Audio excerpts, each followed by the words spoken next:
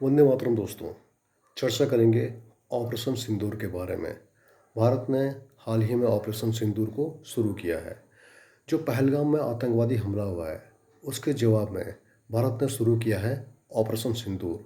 भारत की जो ऑपरेशन सिंदूर की कार्रवाई है यह बालाकोट के बाद सबसे बड़ी सीमा पार कार्रवाई मानी जा रही है। ऑपरेशन का उद्देश्य क्या है? भारत ने आत्मरक्षा, भविष्य की आतंकी घटनाओं को रोकने और आतंकवाद को कठोर संदेश देने के लिए अपने अधिकार का हवाला देते हुए ऑपरेशन सिंदूर शुरू किया है।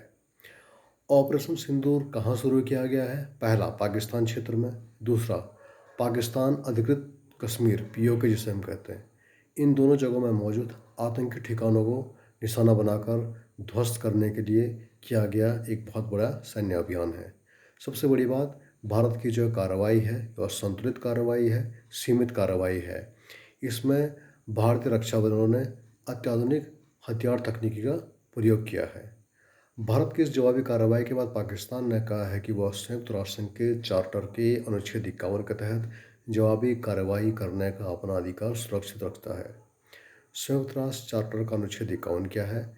इस अनुच्छेद के 51 किसी भी सदस्य देश पर यदि सशस्त्र हमला होता है तो ऐसी स्थिति में उसके व्यक्तिगत या सामूहिक आत्मरक्षा के अधिकार को संयुक्त राष्ट्र का चार्टर नहीं रोकता है। दूसरा, यह चार्टर अनुच्छेद 51 सुरक्षा परिषद को अंतर्राष्ट्रीय शांति बनाए रखने के लिए कदम उठाने का आह्वान करता है।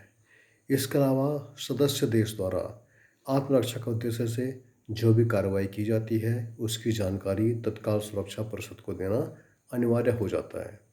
ऑपरेशन सिंदूर में भारत ने कुछ महत्वपूर्ण हथियारों का प्रयोग किया है, उनके बारे में जानते हैं। तो पहला हथियार है SCALP, जिसको स्टॉर्म शैडो भी कहते हैं। ये 450 किलोमीटर के रेंज वाला एयर से लॉन्च की जाने वाली एक ऐसी मिसाइल है जो क्रूज मिसाइल है।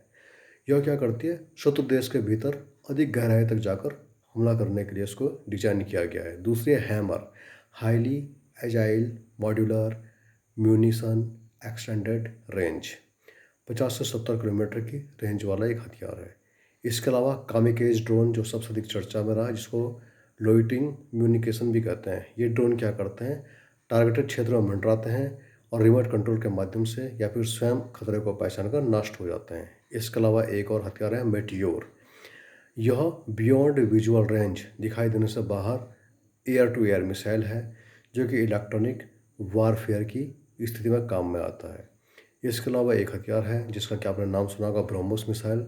सुपरसोनिक है, क्रूज मिसाइल है और फायर एंड फॉरगेट अर्थात दागो और भूल जाओ के सिद्धांत पर यह मिसाइल काम करती है। परीक्षा की दृष्टि से बहुत ही महत्वपूर्ण टॉपिक। वंदे मातरम।